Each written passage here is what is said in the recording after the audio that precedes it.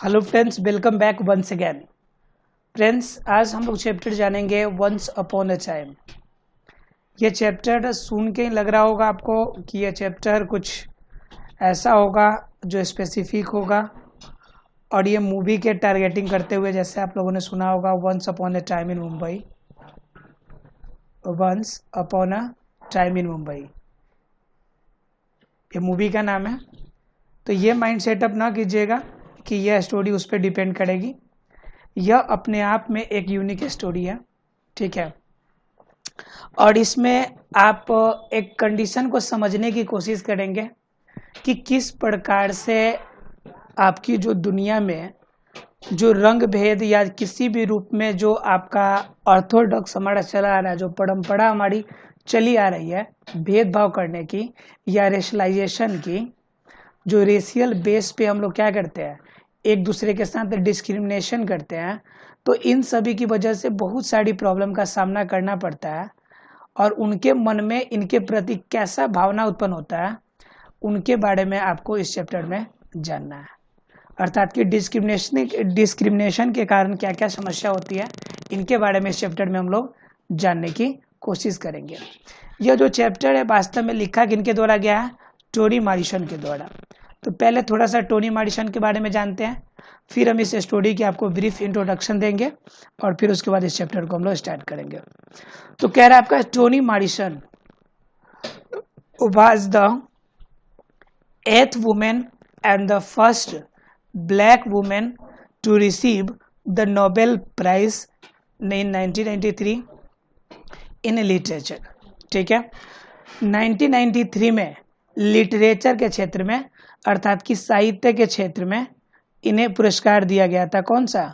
साहित्य के क्षेत्र में पुरस्कार मिला था नोबेल प्राइज का, राइट। अब बात ये भी बात है, ये समझने वाली बात है कि पूरी दुनिया की ये 8वीं औरत है जिनको साहित्य के क्षेत्र में या नोबेल प्राइज इनको प्राप्त हुआ, लेकिन यह पूरी दुनिया की पहली ब्लैक वुमेन है जिनको यह नोबेल प्राइज साहित्य के क्षेत्र में मिला हो। तो यह अपने आप में एक यूनिक बात है कि समझ सकते हैं कि दुनिया में रेशियल डिस्क्रिमिनेशन आज भी है। ब्लैक एंड व्हाइट को लेके जो अपार्थाइड सिस्टम है वह आज भी है, ठीक है। उसके बाद क्या कह रहा है? She also won the Pulitzer prize for fiction. कह रहा है इसके अलावा उन्हें पुलित्जर प्राइज भी उन्हें प्राप्त हुआ है, ठीक है। उनकी जो आपका लोगों से एक अलग विचारधारा रखने के लिए उन्हें साहित्य के क्षेत्र में पुलित्जर प्राइज भी मिला है। हर 7th and most recent novel, ठीक है, उन्होंने 7वीं जो आपकी नोवेल लिखी थी जिसका नाम था paradise, was published early in 1998। जो कब पब्लिश हुआ था? 1998 में। ध्यान रखिएगा, उनकी जो पैराडाइज नोवेल थी जो कि 7th नोवेल थी, यह नोवेल आपकी पब्लिश हुई थी 1998 में। Her speech once upon a time wonderfully exhibits how the proper usage of language could bring about changes and big revolution in the world and more so the immediate surrounding। कह रहा है कि इस book में, और ये जो आपका वंस अपॉन ए ट्रू जो उनकी स्पीच थी उनमें ये बात कही गई है कि वंडरफुली एक्सहिबिट्स, यानी कि पूरी एक अचंभित तरीके से उन्होंने प्रस्तुत करी है। क्या प्रस्तुत की है? How the proper usages of language, कि कैसे भाषा की प्रॉपर यूज करना चाहिए, could bring about change and big revolution, यानी कि सही तरीके से शब्दों का प्रयोग किस तरह से रिवॉल्यूशन कर देता है, इनके बारे में, ठीक है। और क्या? Could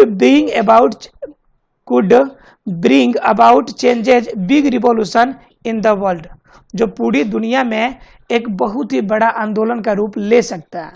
and more so the immediate surrounding, और साथ में उनके आसपास के जगह में तुरंत इसका इफेक्ट होता है। मतलब क्या? इनका कहने का मतलब है कि जो लैंग्वेज आप इस्तेमाल करते हैं उस लैंग्वेज का बहुत बड़ा प्रभाव पड़ता है, ठीक है। वह आपका बहुत बड़ा प्रभाव पड़ता है, और बहुत बड़ा प्रभाव आप इसलिए पड़ता है कि आप क्या कर सकते हैं कि आप छोटे से एक एग्जाम्पल के तरीके से आप क्या कर सकते हैं, समझ सकते हैं। ठीक है, एक छोटा सा जोक है, इस जोक के माध्यम से समझने की कोशिश कीजिए आप। क्या हुआ कि एक बार की बात है कि कबीर दास और क्या थे, कबीर दास और सूरदास दोनों एक जगह पे थे बैठे हुए। अब कबीर दास और सूरदास जहां भी जाते लोग उनको बड़ा रिस्पेक्ट करता कि भाई आओ आओ, स्वागत बड़ी करते। और कबीर दास जहाँ कहीं भी जाते उन्हें क्या करता, प्रॉब्लम का सामना करना पड़ता। एक दिन कबीर दास और सूरदास एक दूसरे से मिले। कबीर दास ने सूरदास से कहा कि भाई ऐसा क्या है तुम में खासियत कि तुम जहां भी जाते हो तुम्हें रिस्पेक्ट मिलता है और मैं जहां भी जाता हूं मुझे प्रॉब्लम का सामना करना पड़ता है। सूरदास ने कहा कि बस ये भाषा का प्रभाव है भाई, भाषा एक दूसरे को एक की पूजा कराता है तो दूसरे की अपमान कराता है। कबीर ने कहा कि मैं तो इस बात को नहीं मानता हूं। तो कबीर ने कहा कि चलो एक बार इसकी ट्राई करके देख लेते हैं कि भाषा से क्या प्रभाव पड़ता है और क्या प्रभाव नहीं पड़ता है। दोनों आदमी एक पनघट पे गए, वहां पे कुछ औरतें पानी भर रही होती हैं। ठीक है, और उस पनघट पे जाने के बाद सूरदास कहता है, कबीर कहते हैं कि पहले तुम जाओ और पानी पी कर आओ, फिर हम जाएंगे पानी पीने। सूरदास बेचारे जाते हैं। अब वो कहते हैं कि ओ मैया बड़ी प्यास लगी है, जरा पानी पिला दो। सभी जो माताएं वहां पर थी, जो औरतें थी, सभी उतारू होकर बिल्कुल सामने आई, उनको पानी पिलाई। वो बेचारे अच्छे से पानी पिए और वापस चले आए। कबीरदास ने कहा कि ये कौन सी बड़ी बात है, तुमने पानी पी के आ गया तो हम भी जाके पी के आ जाएंगे।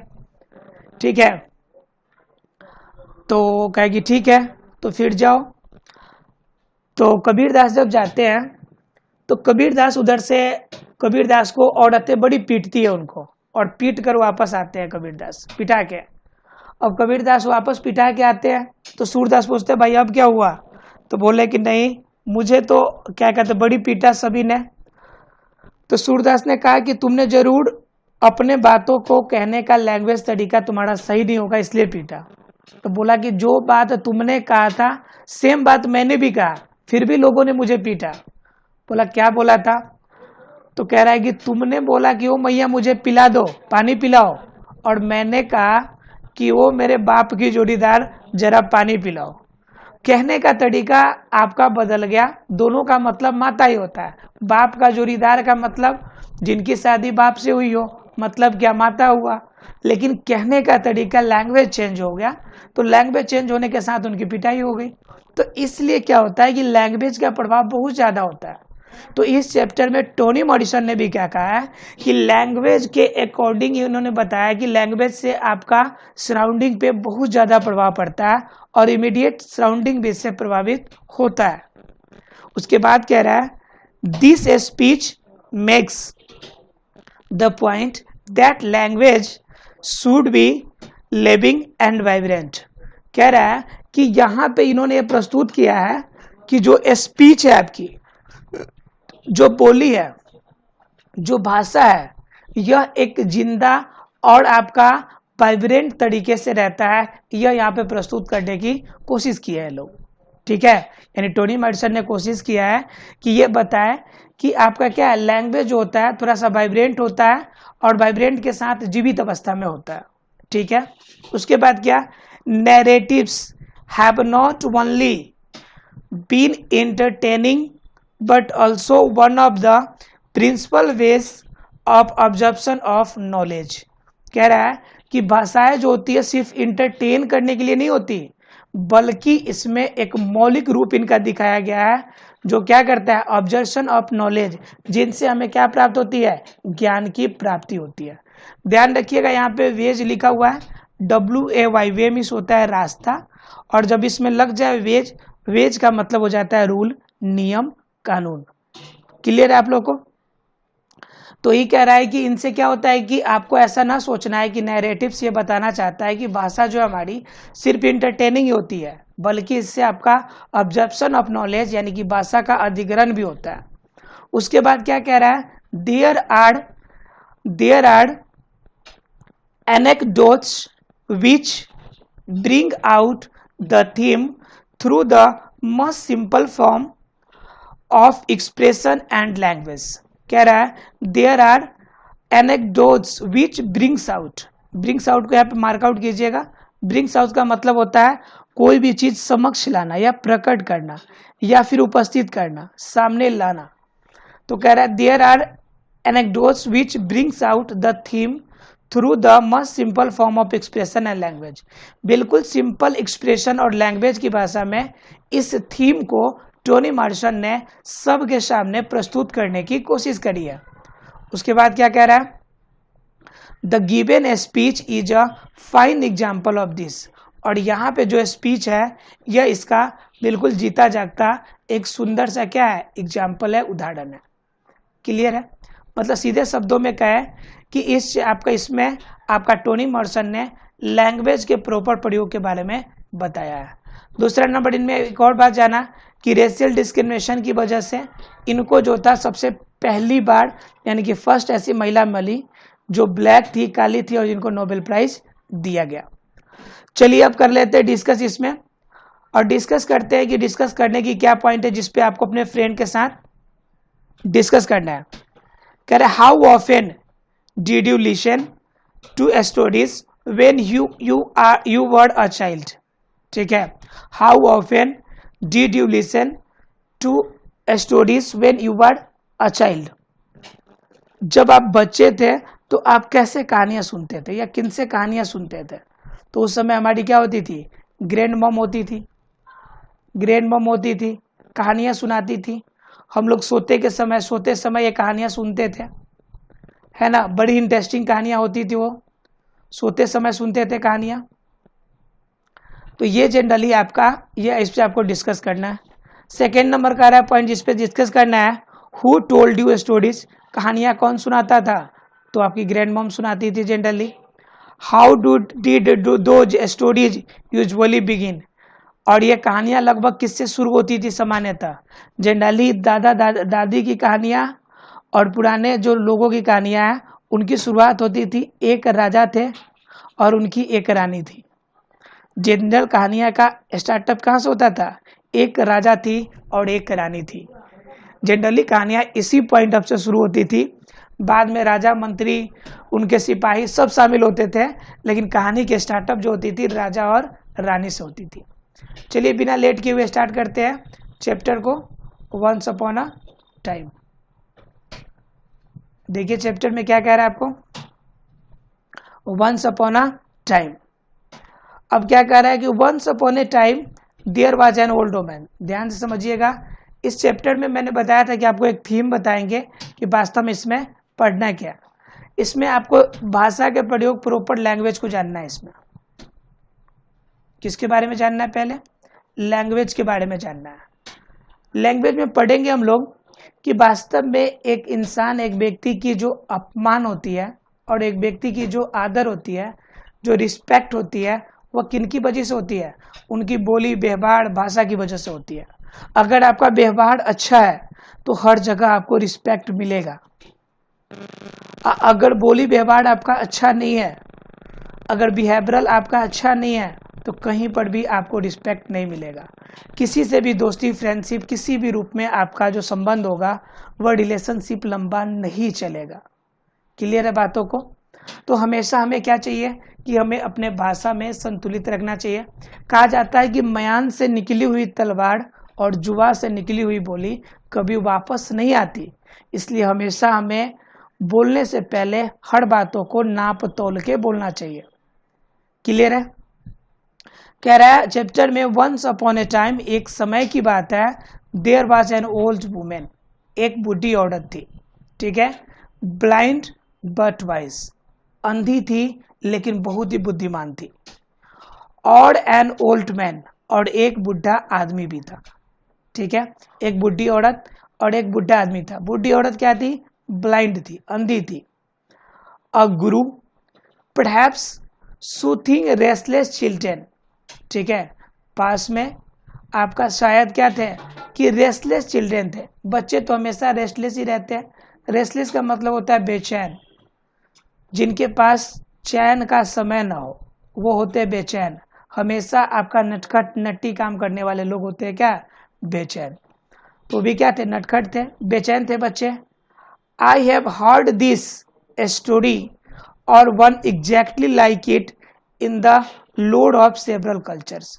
मैंने इस तरह की कहानियां बचपन में इसी की तरह की या लगभग यही कहानियां मैंने बहुत बार सुनी है इसके बारे में। यह आपका क्या कह रहा है, नरेटर कहना चाहते हैं। नरेटर का मतलब होता है जिसने स्टोरी लिखी है, जो इस चैप्टर को वर्णित कर रहा है। उसके बाद क्या कह रहा है, once upon a time there was an old women blind wise. अब चैप्टर पे आ जाते हैं। ये दरअसल इन्होंने बताया कि ऐसी कहानियां हम अक्सर सुने हैं।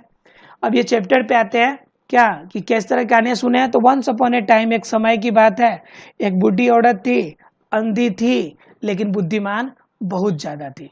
ठीक है, उसके बाद क्या कह रहा है, in the version I know, in the version I know the women is the daughter of slabs, black American and lives alone in a small house outside of the town। मैंने कहा कि अपार्थिद का सिस्टम है, यानी कि रंग भेद का सिस्टम है, रेशियल आपकी प्रॉब्लम है। अब रेशियल मतलब जातिगत आपकी भेदभाव की वजह से क्या हुई कि यह जो जनरली था, आई नो मैं जानता था, the women is the daughter of slabs, यह जो औरत थी एक गुलाम की बेटी थी। पहले गुलाम का खरीद बिक्री होता था, एक व्यक्ति को खरीद लीजिए और सारी जिंदगी या फ्री में वो आपके लिए काम करेगा, उससे हम लोग कहते थे गुलाम। तो यह एक गुलाम औरत की बेटी थी और वह काली थी और साथ में अमेरिकन थी। और यह क्या थी, lives alone in A small house outside of town, जो कि शहर से बाहर एक छोटे से झोपड़पट्टी में रहती थी। ठीक है, हर रेपुटेशन, उनकी जो आदर थी, उनकी जो रेपुटेशन थी, फॉर विजडम, वह बुद्धिमता के कारण थी, इज विदाउट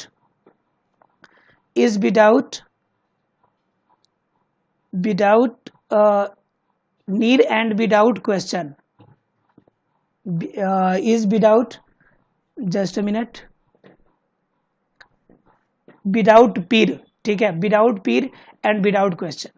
ठीक है, उनको रेपुटेशन जो थी उनकी बुद्धिमता के कारण थी, जिनसे लोगों को कोई दुख दर्द नहीं था, बिना किसी प्रश्न किए लोग उनसे क्या करते थे, उनको आदर देते थे। कभी कभी क्या होता है, कुछ पीपल इतना ज्यादा आइडियल होते हैं ना, इतना ज्यादा मतलब कि बेहतर होते हैं, जिनसे बिना कुछ क्वेश्चन किए, बिना कुछ बात किए ही आपके मन में आपके उनके प्रति आपके क्या होती है, आदर की भावना जगती है। आपको लगता है कि ऐसा व्यवहारिकता वाला व्यक्ति कोई है ही नहीं। तो यह व्यवहारिकता के कारण होती है, यह जो आइडियल फेस वाले व्यक्ति होते हैं ना, उनसे हम बिना क्वेश्चन किए, बिना प्रश्न किए उनके राह पे हम लोग चल देते हैं। तो ठीक उसी प्रकार ये भी थी, इनसे कोई क्वेश्चन बिना पूछे हुए इनके क्या होते थे, इनके सभी रिस्पेक्ट करते थे। Among her people see is both the law and is transgression. क्या कह रहा है, अमॉन्ग हर पीपल, वो लोगों के बीच, she is both the law and its transgression, यानी अपने व्यवहारिकता और नियम कानून के आधार पे लोगों के बीच अपना क्या की थी, इन्होंने अपना रेपुटेशन बना रखा था। ठीक है, the honour she is paid and the away in which she is held reach beyond her neighbourhood to place far away. कह रहा है द ऑनर यानी ऑनर का मतलब दोनों होता है, ऑनर का मतलब मालिक भी होता है और आदर भी होता है।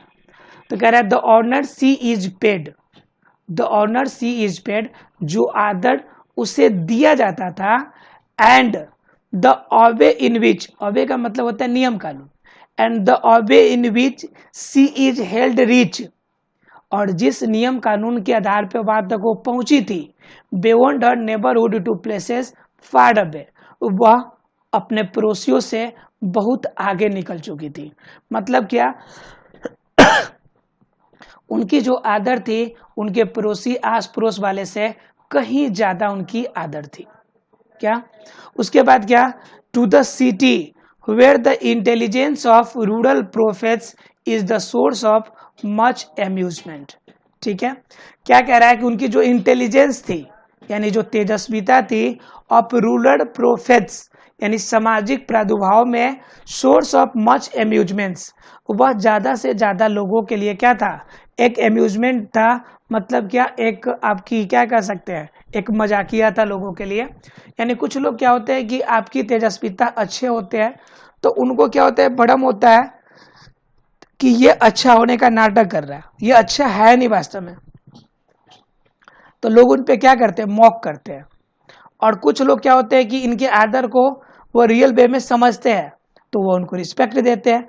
तो आपकी दोनों तरीके के लोग शामिल होते हैं आपके आसपास में। तो उन्हीं में से कुछ लोग आपके मॉक करने वाले थे और कुछ लोग उनके आदर वाले थे। हालांकि वो इतना ज्यादा अपना रेपुटेशन मेंटेन करी थी कि उनके आसपास के लोगों से काफी ज्यादा वो डिस्टेंस पे थी, काफी वो आगे निकल चुकी थी। उसके बाद कह रहा है आपको, वन डे, एक दिन, the women is visited by some young people, एक दिन उनसे मिलने कुछ युवा लोग आए, who seem been on disproving her clairvoyance and showing her up for the fraud they believe she is।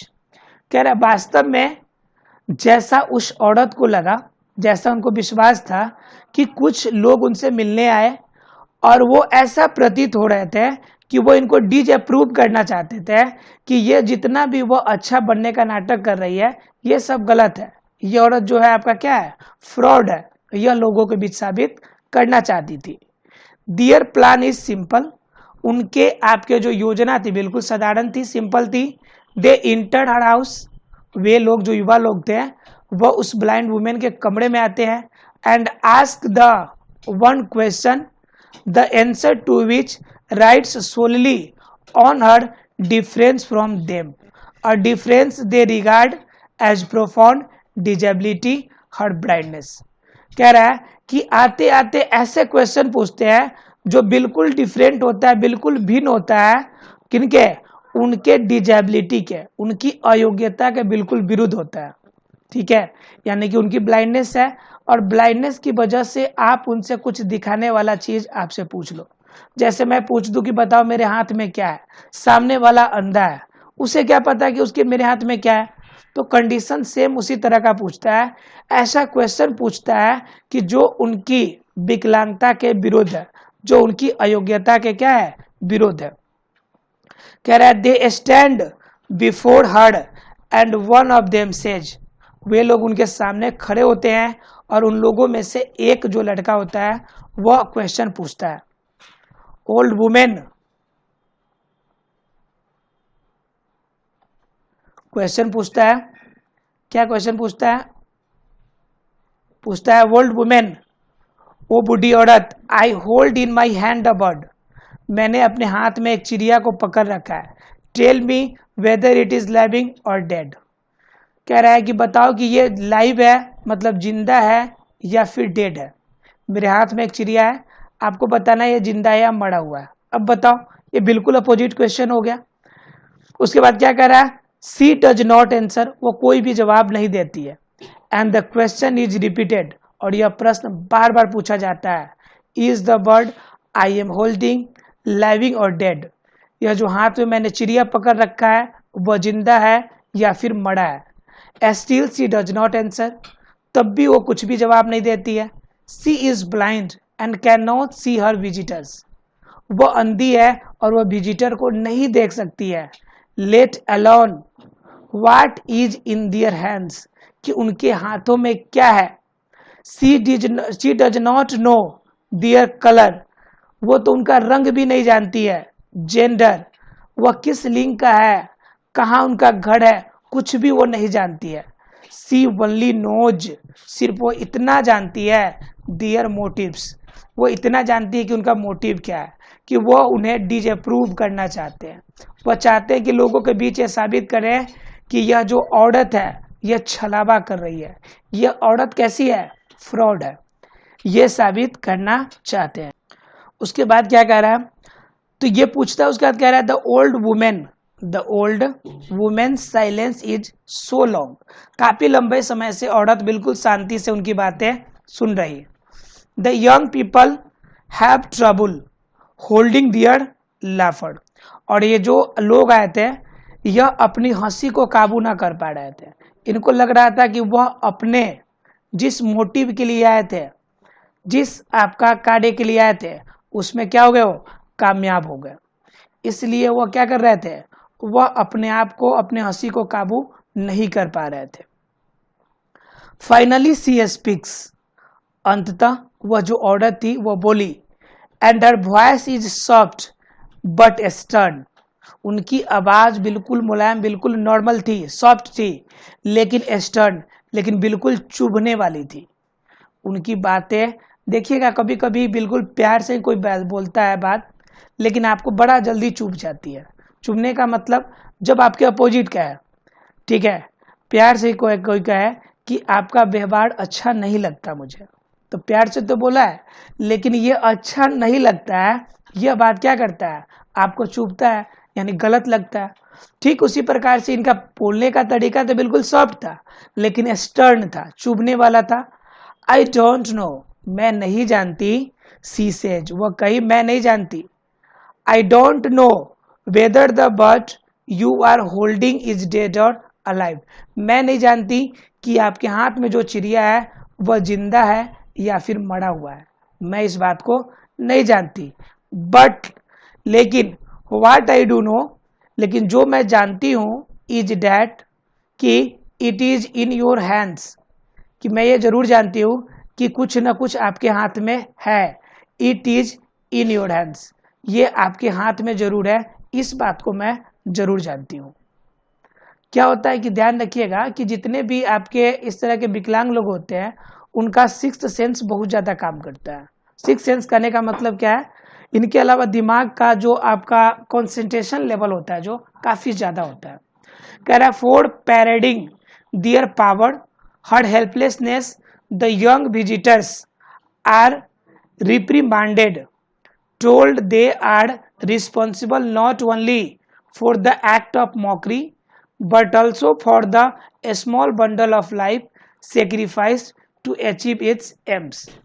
कह रहा है, फॉर पैरेडिंग दियर पावर, वह सभी अपने शक्तियों को इकट्ठा करके, यानी कि शक्ति जुटा के, हर हेल्पलेसनेस, उस असहाय पर, the young visitors are reprimanded, यानी कि ब्लेम लगाता है, क्लेम करता है कि they are responsible not only for the act of mockery, कि वह सिर्फ उपहास की भाषा से उसे मॉक नहीं करता है, बल्कि क्या, but also a small bundle of life sacrifice to achieve its aims, यानी अपने लक्ष्य में कामयाब होने के लिए, यानी उसे डिसअप्रूव करने के लिए वह अपनी क्या करता है, उपहास करने का नए तरीके अपनाने की कोशिश करता है। द ब्लाइंड वुमेन, जो बूढ़ी आपकी अंधी औरत होती है, शिफ्ट अटेंशन, अपनी ध्यान को एकत्रित करती है, attention away from assertions of power, अपने शक्ति से अपने दिमाग को, कंसंट्रेशन को इकट्ठा करती है, to the instrument through which that power is exercised, जिनसे उनकी शक्ति, उनकी पावर जो हो सके, कंसंट्रेशन का वह तेज हो जाए, वह उससे कोशिश करती है कि वह आसानी से उनकी पावर इकट्ठा हो और उनके बारे में वह ज़्यादा से ज़्यादा बातों को जान सके। कह रहा है, speculation on what that bird in hand might signify has always been attractive to me, but especially so now thinking as I have been about work I do that has brought me to this company। कह रहा है कि speculation on what, कह रहा है speculation on what other than its own frail body, कह रहा है कि स्पेकुलेशन ऑन व्हाट, यानी कि हमारे असहाय शरीर के अलावा, डैट बर्ड, जो यह चिड़िया है, in the hand might signify, यह संकेत करती है, has always been attractive to me, ठीक है, वह मेरे प्रति क्या है, आकर्षित है, but specially so now thinking, लेकिन जैसा कि मतलब मुझे लगता है, thinking as I have been about work I do that has brought me to this company, यानी जितना आज तक मैंने सोचा है या अपने कंसंट्रेशन, अपनी शक्ति को इकट्ठा किया है, इन शक्ति के बदौलत मुझे ये लग रहा है कि हम असहाय कंडीशन में होने के बावजूद भी आपके हाथों में जो असहाय पूर्ण चिड़िया है, वह मेरे कैटेगरी में आकर खड़ी हो चुकी है। So I choose to read on the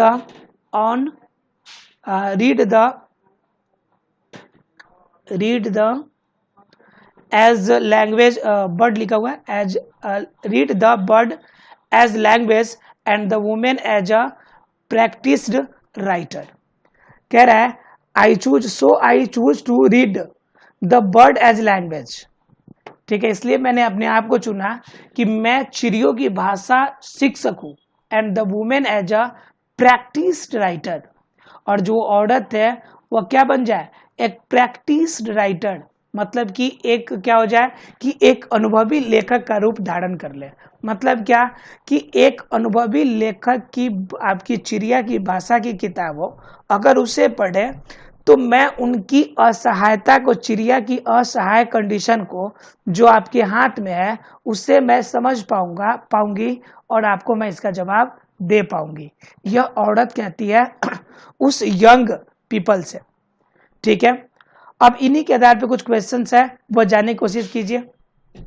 अभी तक हमने स्टोरी क्या देखा कि एक बूढ़ी औरत है और वह उनको काफी ज्यादा रेपुटेशन है। कुछ लोगों को यह बात हजम नहीं होती, कुछ यंग आपके लड़के आते हैं और उन्हें डिसअप्रूव करना चाहते हैं और उनसे ऐसे बेतुकी क्वेश्चन पूछते हैं जिनका आंसर देना एक ब्लाइंड के लिए थोड़ा सा टफ होगा, और उनके बीच में वार्तालाप होती है। इतना तक हमने स्टोरी पढ़ा था। इनके बेस पे क्वेश्चन है, how was the old women. तो ओल्ड वुमेन कैसा थी, तो